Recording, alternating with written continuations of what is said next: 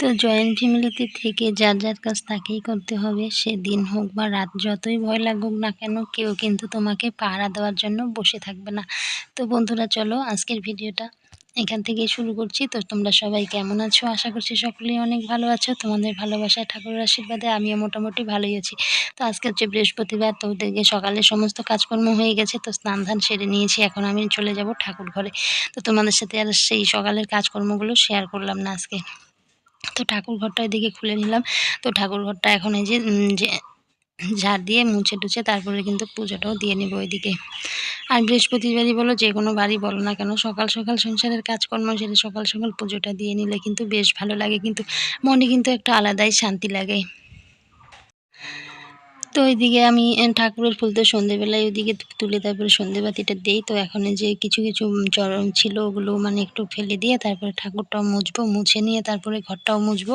তো এদিকে বাসনগুলো আগে বের করে নেই, বের করে ঝাড় দিয়ে নেই, তারপরে কিন্তু ঘরটাও মুছে নেব, বাসনগুলো ধুয়ে আনবো। আর বৃহস্পতিবারে তো কাজ একটু বেশি থাকে, তো অনেকটা সকালেই উঠেছি আর অনেক কাজই ছিল, ঘরটা সমস্ত মোছা, এদিকে গোবর ফেলা, উঠান ঝাড় দেওয়া সমস্ত করে স্নান ধান সেরে, তো স্নান না করে কিন্তু আমি ঠাকুর ঘরে আসি না, বেশিরভাগই চেষ্টা করি স্নান করে আসার জন্য কিন্তু। তো এদিকে দেখো আমি এদিকে বাসন টাসন ধুয়ে একদম ফুল টুল তুলে নিয়ে আসলাম।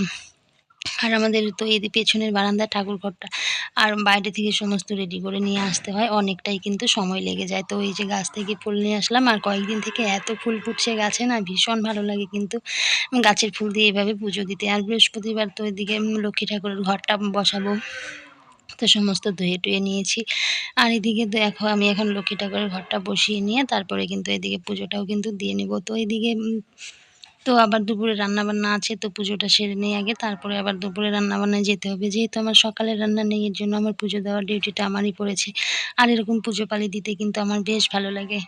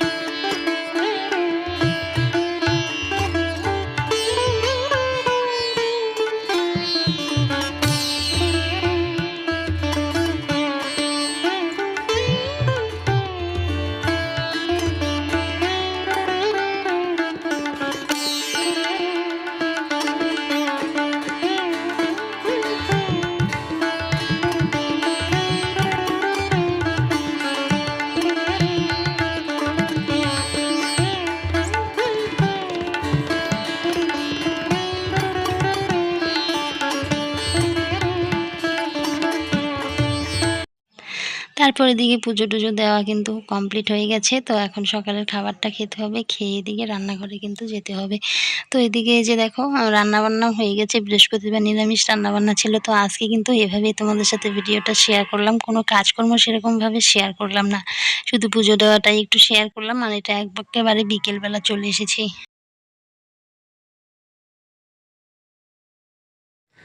তো বন্ধুরা, তো এখন আমি যাব রান্নাঘরে রাতের ডিউটি করার জন্য। আর রাতের ভিডিও তোমাদের সাথে আমি একদমই মানে শেয়ার করি না, তো আজকে কিছুটা তোমাদের সাথে রাতের ভিডিও শেয়ার করব। আর এখন বাজে 8টা কিন্তু বেজে গেছে, আর 8টা বেজে গেছে, আর আমার মেয়েও কিন্তু এদিকে ঘুমিয়ে গেছে। তো ও কিন্তু 8টার সময় ঘুমোয় না, তো শরীরটা ওর ভালো লাগছে না বলছিল, পড়তে বসেছিল।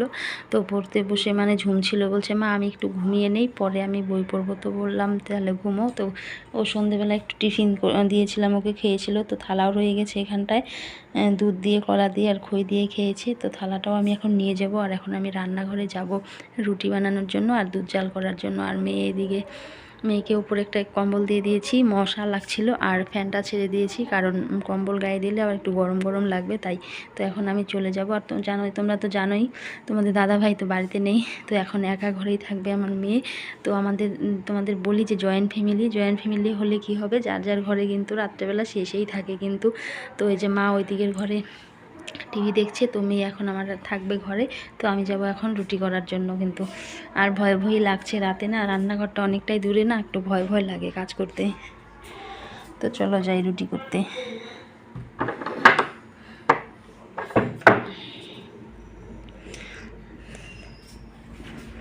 তো দেখো বাইরে কীরকম অন্ধকার, আজকে হচ্ছে অমাবস্যা, তার মধ্যে রাত্রি অন্ধকার। আর বাইরের আমার এই যে লাইটটা না খারাপ হয়ে গেছে, তো তোমাদের দাদাভাই আর লাগিয়ে দিয়ে যায় নাই আমাকে লাইটটা। তো ও পাশার বারান্দায় লাইটটা জ্বলছে। তো ওইদিকে ওই যে রুম দেখতে পাচ্ছ, এখন কিন্তু যার যার রুমে শেষেই কিন্তু আছে। তো যতই জয়েন্ট ফ্যামিলি হোক, রাত্রেবেলা কিন্তু যার যার ডিউটি তাকেই পালন করতে হবে, কেউ কিন্তু পাহারা দিবে না তাকে। দেখো চারিদিকে কীরকম ঘুটঘুটে অন্ধকার, আর আমার ভয় ভয়ও লাগছে, কিন্তু কিচ্ছু করার নেই, কাজ তো করতেই হবে। তো চলো ঘরের দরজাটা বন্ধ করে যাই, মেয়ে শুয়ে। রান্নাঘরে চলে আসলাম রাতের ডিউটি করার জন্য।